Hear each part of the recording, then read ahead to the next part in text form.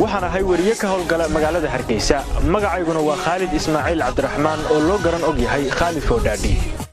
waxa tahay nin dhowr jeer dhawqiisa eego dhaliil kuma hayne goormaad soo dhex qaado dhex timid saxaafadda waxaan hadda warbaahinta ku jira muddo gaadhaysa 5 sano waa muddo kooban marka la eego waqtigeeda hase ahaatee waxaan aaminsanahay muddadaasi in aan hayay dariiqii saxda ah ee aan warbaahinta u soo galay Khalid Ismaaciil Cabdiraxmaan Khalid Foodhaadhi waa mid ka mid ah saxafiyiinta haldoorka oo ah saxafiyiinta da'da yar ee soo baxday waxa uu saxaafadda ku jira sida uu sheegay muddo kooban Khalid waxa uu ku dhashay magaalada Hargeysa sanadii 1992 waxaanu ka howlgalay isla magaalada Hargeysa oo wariye dhexdhexaad ka wararka Soomaalida iyo kuwa caalamkaba wariyahan da'da yar ee 8 jirka ku qaatay oo kiyaalaha 9 kawaari waa saxafi macquula waa suurtagal in ay jiraan caqabado soo waajaha waqtiyada qaar hase ahaatee waxaan aaminsanahay in aan dadkayga u adeegayo oo ay igaga iman karaan caqabadahaasi balse marnaba caqabad kasta igama hor istaagayso u adeegidda iyo ka waranka xaaladaha dhabta ah ee dadka aan ka midka ahay isla markaana aan soo tabinayo dhacdooyinka maalinlaha ah hadba halkaan joogo saxafigan aan ka soo gelin daaqada ee toos u soo garaacay albaabka saxaafaddu waa mid caan ka ah baraha bulshada ugu yaraan barta uu bulshada ku leeyahayna ay ku xidhayeen dad ku dhow 300,000 kuwaas oo soo raadsaday wararka xaqiiqada ee uu baahiyo saxafigan mihnada saxaafadiisu ay tahay mid macquul ah ama se maangala ayaan aniga laftiga ugu dhowr jeer dhageystay oo ka dabadii Allah u naxariiste Khalid Foodhaadhi yare ayaa ah mid si weyn loo qaato warkiisa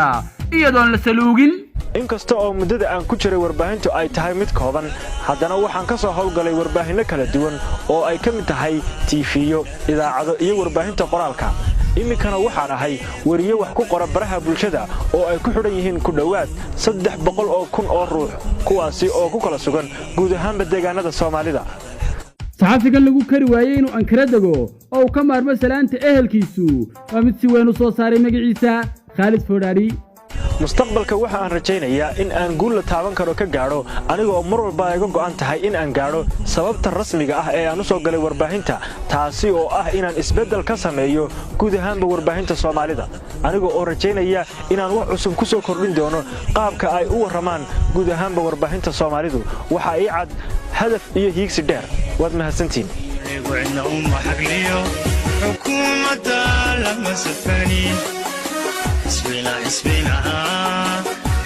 dhawqiisa eego dhaliil kuma hayne goormaad soo dhex qaado dhex timid saxaafadda waxaan hadda warbaahinta ku jira muddo gaadhaysa 5 sano waa muddo kooban marka la eego waqtigeeda hase ahaatee waxaan aaminsanahay muddadaasi in aan hayay dariiqii saxda ah ee aan warbaahinta u soo galay Khalid Ismaaciil Cabdiraxmaan Khalid Foodhaadhi waa mid ka mid ah saxafiyiinta haldoorka oo ah saxafiyiinta da'da yar ee soo baxday waxa uu saxaafadda ku jira sida uu sheegay muddo kooban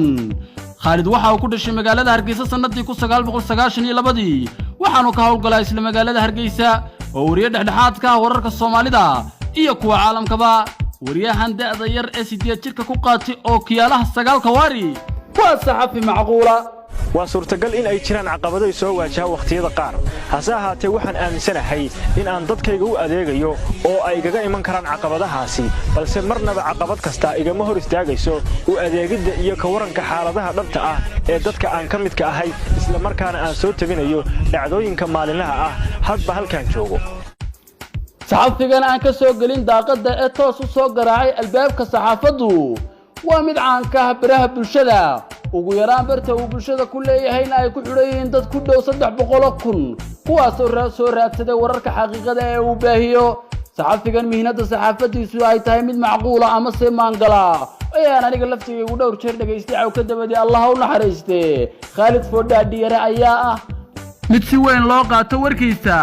iyadoon la saluugin inkasta oo muddada aan ku jiray warbaahintu ay tahay mid kooban haddana waxaan ka soo howlgalay warbaahinno kala duwan oo ay ka mid tahay TV-yo idaacado iyo warbaahinta qoraalka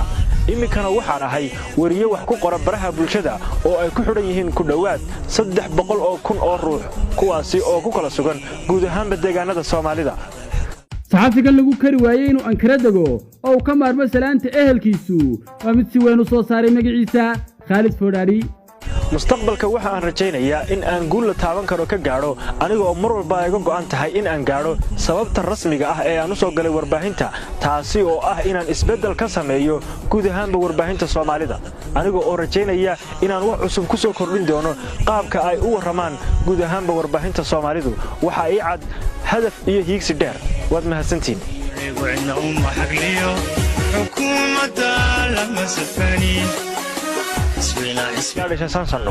waa muddo kooban marka la eego waqtigeeda hase ahaatee waxaan aaminsanahay muddadaasi in aan hayay dariiqii saxda ahaa ee aan warbaahinta u soo galay Khalid Ismaaciil Cabdiraxmaan Khalid Foodhaadhi waa mid ka mid ah saxafiyiinta haldoorka oo ah saxafiyiinta da'da yar ee soo baxday waxa uu saxaafadda ku jiraa sida uu sheegay muddo kooban Khalid waxa uu ku dhashay magaalada Hargeysa sanadii 1992 waxaanu ka howlgalay isla magaalada Hargeysa oo wariye dhexdhexaad ka ah wararka Soomaalida iyo kuwa caalamkaba wariyahan da'da yar ee 8 jirka ku qaatay oo kiyaalaha 9 kawaari waa saxafi macquula waa suurtagal in ay jiraan caqabado soo waajaha waqtiyada qaar hase ahaatee waxaan aaminsanahay in aan dadkayga u adeegayo oo ay gaga iman karaan caqabadahaasi balse marnaba caqabad kasta igama hor istaagayso u adeegidda iyo ka waranka xaaladaha dhabta ah ee dadka aan ka midka ahay isla markaana aan soo tabinayo dhacdooyinka maalinlaha ah hadba halkaan joogo saxafigan aan ka soo gelin daaqada ee toos u soo garaacay albaabka saxaafadu waa mid caan ka ah baraha bulshada ugu yaraan barta uu bulshada ku leeyahayna ay ku xidhayeen dad ku dhow 300,000 kuwaas oo soo raadsaday wararka xaqiiqada ee uu baahiyo saxafigan mihnada saxaafadiisu ay tahay mid macquula ama se maangala ayaan aniga laftiga ugu dhowr jeer dhageystay caw ka dabadii Allah u naxariiste Khalid Foodhaadhi yare ayaa ah mid si weyn loo qaato warkiisa iyadoon la saluugin inkasta oo muddada aan ku jiray warbaahintu ay tahay mid kooban haddana waxaan ka soo howlgalay warbaahinno kala duwan oo ay ka mid tahay TV-yo idaacado iyo warbaahinta qoraalka iminkana waxaan ahay wariye wax ku qora baraha bulshada oo ay ku xidhan yihiin ku dhowaad 300,000 oo ruux kuwaasi oo ku kala sugan guud ahaanba deegaanada Soomaalida saxafigan lagu kari waayay inuu ankara dago oo ka maarmo salaanta ehelkiisu waa mid si weyn u soo saaray magaciisa Khalid Foodhaadhi mustaqbalka waxa aan rajaynayaa in aan guul la taaban karo ka gaadho aniga oo mar walba iga go'an tahay in aan gaadho sababta rasmiga ah ee aan u soo galay warbaahinta taasi oo ah inaan isbeddel ka sameeyo guud ahaanba warbaahinta Soomaalida aniga oo rajaynaya inaan wax cusub ku soo kordhin doono qaabka ay u waramaan guud ahaanba warbaahinta Soomaalidu waxa ay cad hadaf iyo hiigsi dheer waad mahadsantiin